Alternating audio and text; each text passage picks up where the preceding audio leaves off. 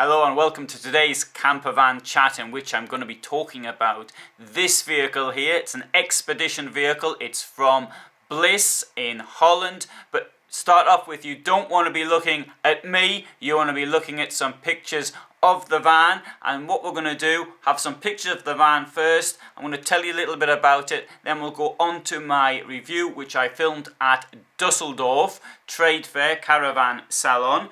And let's give you some brief information here. So as you can see, this is on the Mercedes-Benz Zetros 6x6.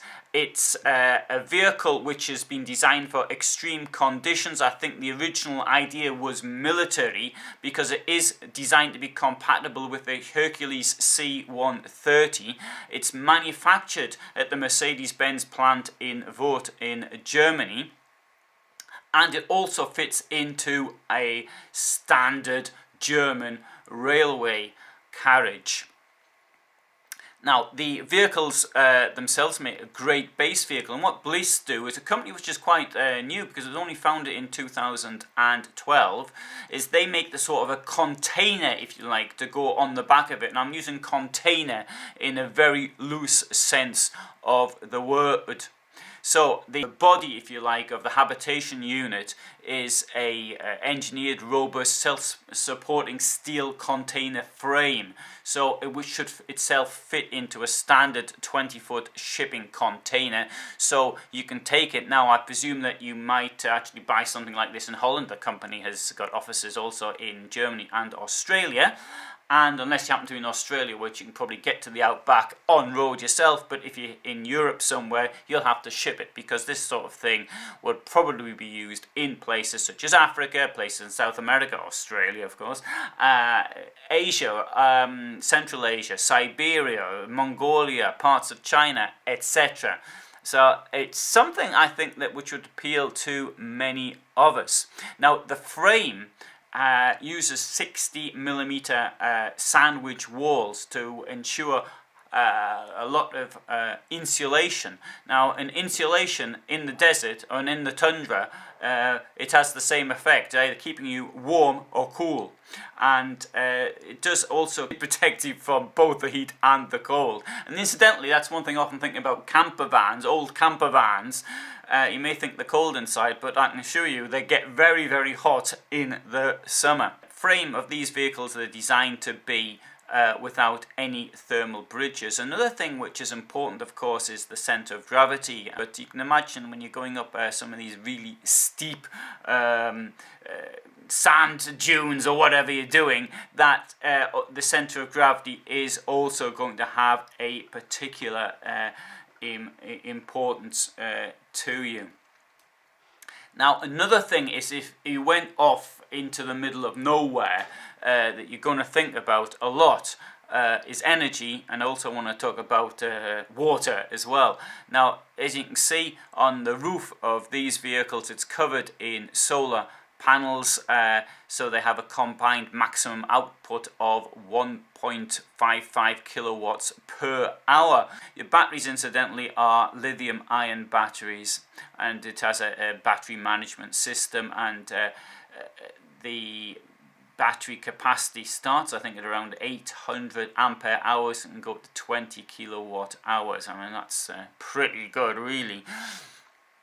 I think a lot of us would like that type of power within the van itself. Obviously, there's inverters and possibilities of charging, and they are packed with all sorts of smart equipment. Now, as far as water's concerned, water is a problem for all of us. In a way, of course, most of us just ignore the problem and think, oh, that won't happen to me. But if you go off to Africa or wherever, then you might take the problem a bit more seriously. Indeed, something in my own private life here is that during the Second World War, my father was on a boat, and they went chasing after a U-boat, and the officers hadn't planned this properly, and the water went dodgy, and the whole crew ended up in hospital somewhere in West Africa. Now, if you want to avoid this, obviously you've got to think about this in your van as well. So, and certainly water could be, or the lack of it, or poor quality could be life-threatening. So companies like Bliss, they design their water holding to ensure that all filter and pumps are in a compact space, accessible for repairs, and without the risk of contamination. So the 20-foot unit, with the one you can see in these pictures, has a smart water system with an abundance of clean water, thus becoming available. Now on the outside, you can see it looks pretty tough. It's got an entrance door which is fully integrated into the unit, so it's an all-in-one box, if you like, designed to easy ship it, so you can stick it on a container, maximum ground clearance possible. That will obviously ensure that you can drive in particular rough places, and with exterior lighting. So it may look a bit like a military kit from the outside, but as soon as you go inside, you can see it looks really luxurious. And that's a camper van, it's a home. I mean, what do you expect? That's what it's meant to be. It's meant to make you feel as though it's your home away from home, or in my case, my home. All of the expedition vehicle manufacturers have really big freezers, and certainly that's something you would want to. In the case of the vehicle we've got here, it's got a 90-litre capacity, and so that's major thing. Another thing is the bathroom, which is particularly luxurious. Well, it's a big vehicle and it's got lots of payload, so they can afford to use a little bit of that payload, which those of us driving on Fiat Ducatos perhaps can't have. All of these vehicles as well have washing machines sort of built in, which goes underneath the bed, and with a 4-kilo capacity. Just the sort of thing you'd sort of want to have, I think. Right, okay, so there we have given a little bit of a chat about things you can find within a van like this. Now here comes my film, which was filmed, as I said, at Dusseldorf, and this was based on the interior of the vehicle. You know, to do something like this, it's rather difficult to do at a trade fair. You can't show the vehicle particularly well. You need a lot of space to do it, and obviously there's people floating around, which in itself makes it even more difficult. But anyway, here goes. Here's my film. Caravan Salon, Dusseldorf, 31st of August 2017. This is Bliss Mobil. This is a Mercedes Zetros. It's a vehicle which is normally used for the military. It's a vehicle which is no longer on the market unless you are able to get it from a company like this. The reason for this is because it's on a Euro 5 and now Euro 6. Unfortunately, these vehicles cannot be done on that basis. Now let's have a look at the vehicle itself. Now look how powerful and that is. Indeed, the camping unit, if you like, the habitation area, is completely separate from the truck itself. And what you could do, if you find something you really like but you need the truck elsewhere, you take the camping unit off. It looks a bit like a container. It's built to fit into a container and be shipped off wherever it may be needed. And that you can do, and you can live in the habitation area whilst the lorry bit is off somewhere else. Let's have a look inside. So, set the steps up into the van, habitation area I should say. And getting up here, suddenly from this tough looking exterior, you've got this warm and pleasant looking interior. Seats around a table, a kitchen area, you've got electric induction heating, 800 amps of lithium batteries on board. That'll be knocking out a huge amount of power.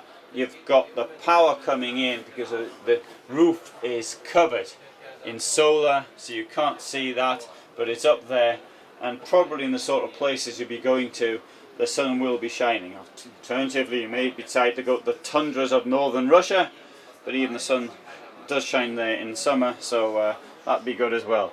If you're going to do some cooking, and yeah, you've got plenty of prep space up here, you can sit and relax around the table.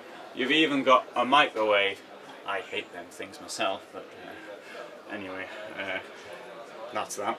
Lockers around the walls, as you'd expect. You've got your telly there, should you so desire, and you've got you see what's happening on the electrical front up there. Now clearly we're indoors here, so the solar won't be working too well, but it will be working a bit.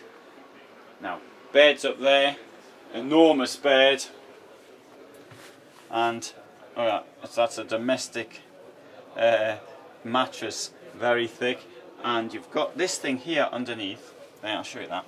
That's important because I had a black mold problem in my van, and I think if you're going on rugged places, it's the sort of place in the middle of nowhere, you might end up getting mold through lack of circulation. What this stuff here does is it keeps the air floating around, and it stops the mold forming. So that is something, actually I believe that sort of stuff should really be in every van now, and I want to get something to put in my own van, but I'm going to start suggesting it to other people, so you heard it first.